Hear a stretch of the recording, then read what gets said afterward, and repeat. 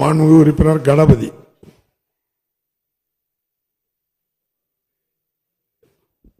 மாண்புமிகு பேரவைத் தலைவர் அவர்களே, மதுரவாயில் சட்டமன்ற தொகுதியில் அயப்பாக்கம் ஊராட்சி உள்ளது. இந்த ஊராட்சி 1,16,000 பேர் மக்கள் தொகை கொண்டது. இந்த ஊராட்சியில் இந்தியன் மெடிக்கல் ரிசர்ச் சென்டர் அலுவலகமும் மத்திய போதைத் தடுப்பு தலைமையகம் மற்றும் மத்திய அரசினுடைய ஃபுட் கார்ப்பரேஷன் தலைமையகம் ஆசியாவிலேயே மிகப்பெரிய வீட்டு வசதி திட்டம் இங்குதான் நிறைவேற்றப்பட்டுள்ளது.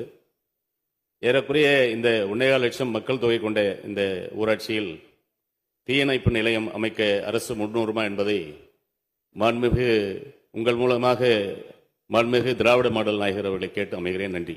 மாண்புமிகு முதலமைச்சர் அவர்கள்.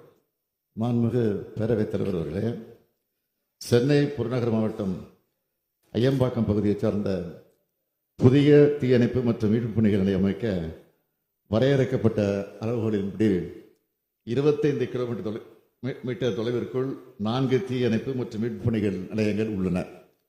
அதாவது கிழக்கே 4 கிலோமீட்டர் தொலைவில் அம்பத்தூர், மேற்கே 5 கிலோமீட்டர் தொலைவில் ஆவடி, வடக்கே 19 கிலோமீட்டர் தொலைவில் செங்குன்றம், தெற்கே 8 கிலோமீட்டர் தொலைவில் பூந்தமல்லி ஆகிய இடங்களில் தீயணைப்பு நிலையங்கள் அமைந்துள்ளன.